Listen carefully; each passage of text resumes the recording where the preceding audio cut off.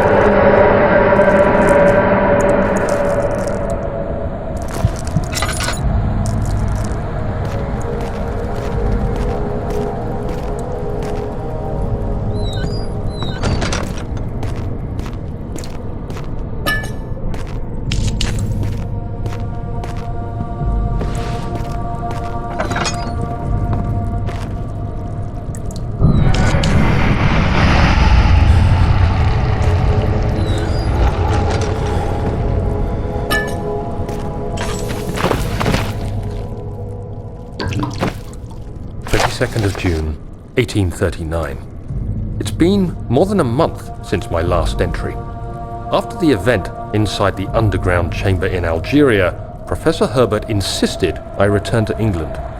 He said he didn't want to risk forfeiting the entire expedition lest I took a turn for the worse.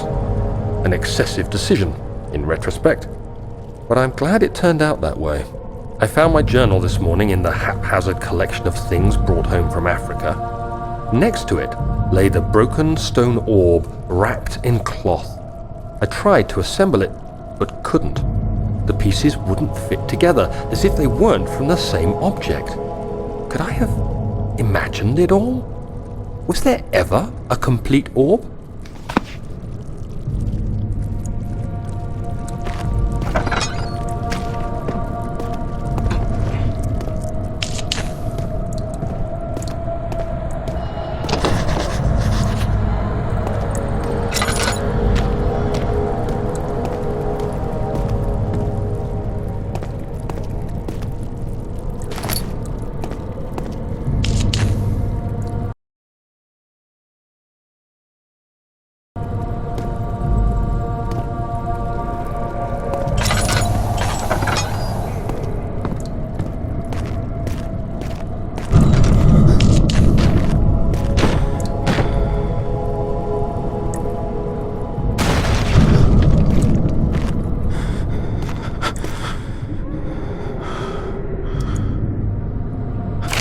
June 1839. I feel the need to continue this journal, even though it was intended for my journey to Africa. This must be something very important. I just know it. I've taken it upon myself to piece the orb back together, but it's been more difficult than one might think. The pieces are behaving strangely. They seem to change color, shape, and texture, but ever so slightly.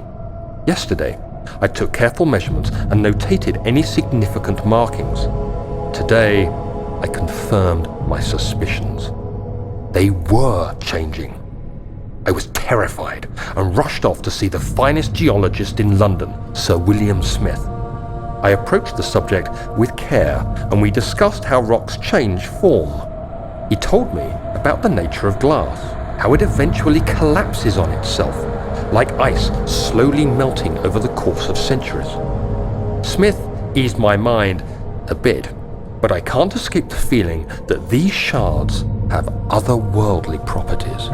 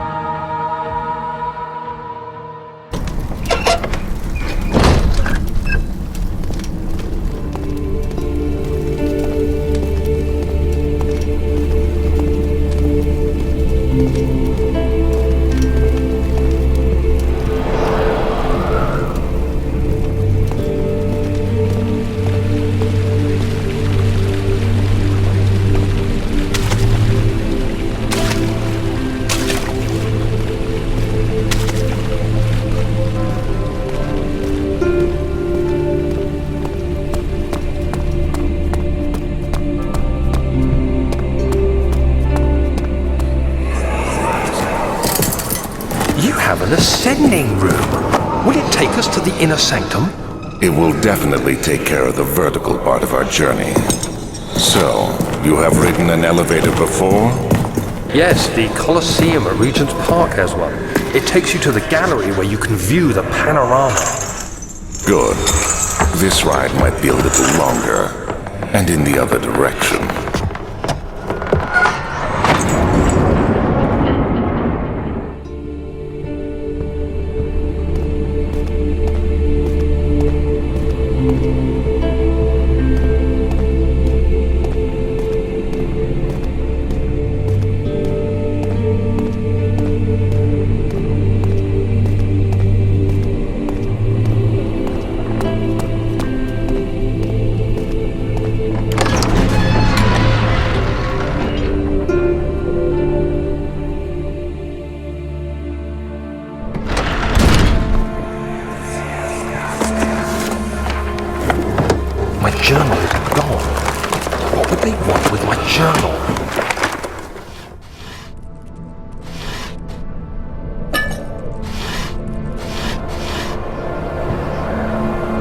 2nd of July, 1839. I received a letter today from the Algerian governor's office disclosing the fate of Herbert's expedition.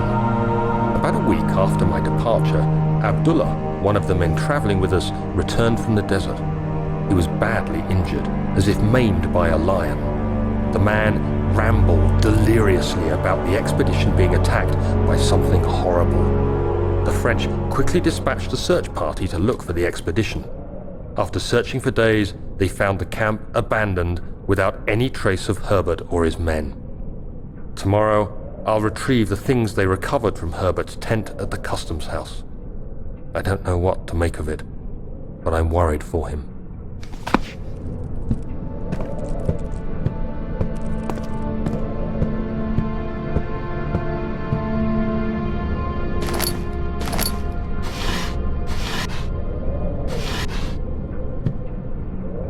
Third of July, 1839. Today I picked up Herbert's things at the customs house. I dug through the trove of documents he had carried and found a log detailing the expedition. The nature of this text ranged from quick notes to colourful accounts of transpired events. I skimmed the pages, trying to figure out what might have happened. May 17th, the day I was trapped inside the orb chamber, Herbert dryly states, "Recovered Daniel after 1 hour of entrapment." This confused me greatly. I was suffocating within minutes. How could I have lasted an hour? I continued reading the peculiar text. Herbert states his facts without judgment or passion, but suddenly I could read frustration into his text. He pushed his men to investigate the underground tomb, an effort which seems to have strained the minds of his men. Madness spread through the ranks, and Herbert had to take some extreme measures to continue. He finally visits the chamber himself, where he retrieves the orb to the surface. His account confuses me greatly. If he has the orb, what are those pieces in my drawing room?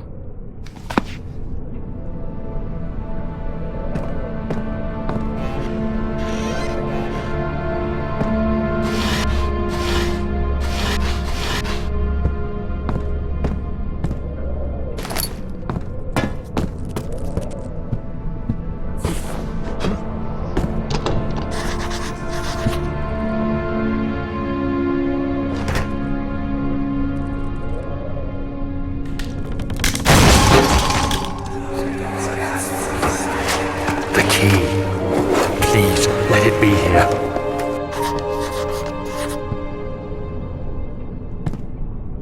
Fourth of July, 1839. It's done. The orb is assembled. I was awakened by an exhausting nightmare. Shaking and sweating, I retired to the drawing room with a cup of tea. The relic pieces lay spread across the table as I'd left them, but somehow I knew how it was supposed to be. I fetched the tar, which I had prepared to fix the pieces together, and without fault I joined them, producing the orb I remembered so clearly. The tar proved unnecessary. It was pushed out from the joining pieces as they merged on their own, with no adhesive. The ancient stone relic now rests on my table. Its immaculate surface and perfect shape could have been molded by a factory. This is all too strange.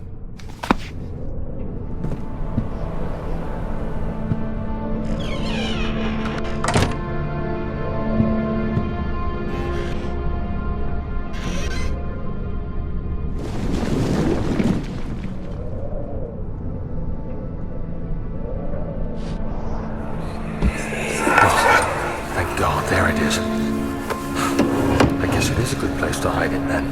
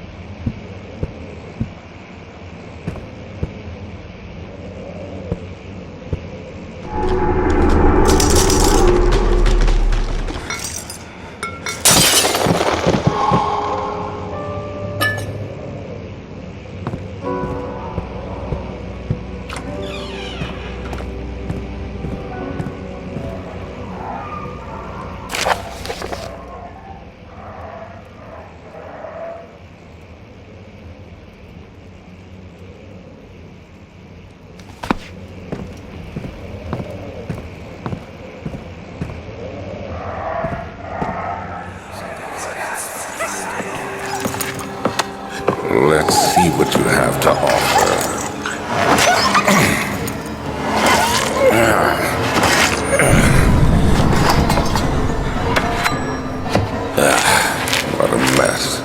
I should have sharpened the saw, but I can sense it. It's definitely there.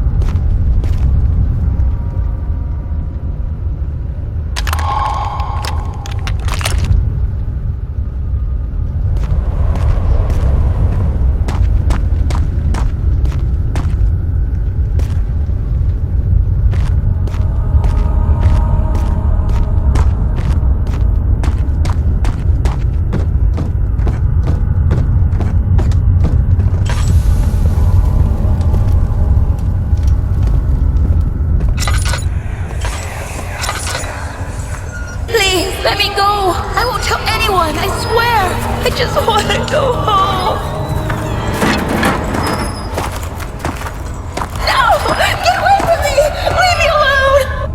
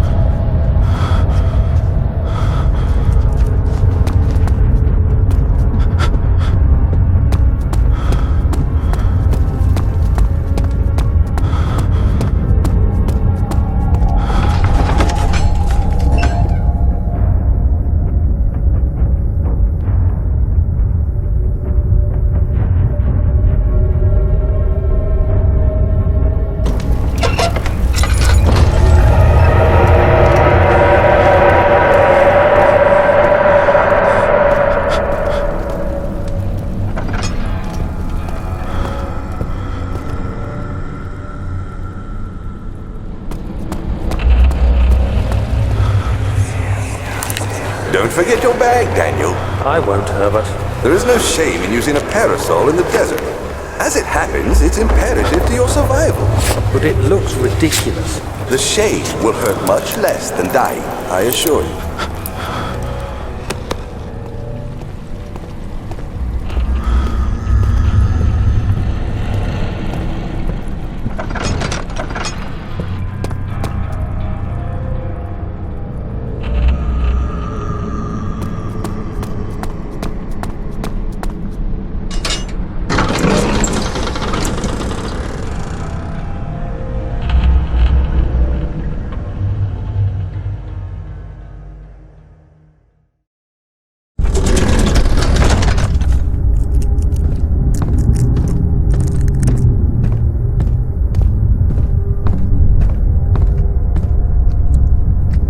July 1839. Today I went to the university looking for answers. I was able to sneak into Herbert's office and pick up an address book along with some relevant textbooks. Professor Taylor at the Faculty of History was very helpful, and I managed to approach the subject of the orbs. The most interesting aspect was the prevalent trace they had left in our culture. The mythic orbs may, in fact, have inspired the globus cruciger, which so many royal regalia holds to this day. In ancient times, the orbs were held by priests as a symbol of the sun and its power. As I was leaving, I overheard a disturbing conversation. Sir William Smith, the geologist, was killed last night. Less than a fortnight had passed since I'd asked for his expertise. I know it's silly, but I can't help feeling responsible somehow.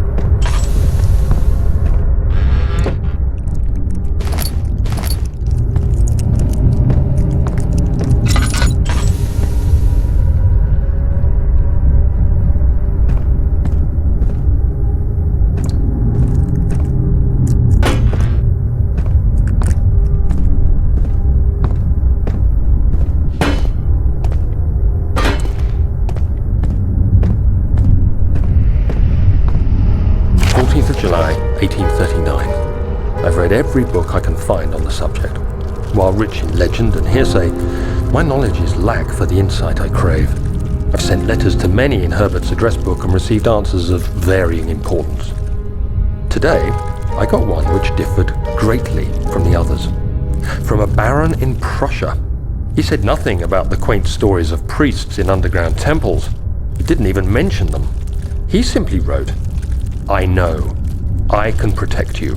Come to Brennenburg Castle. Signed, Alexander." What am I to make of this? Protect me from what?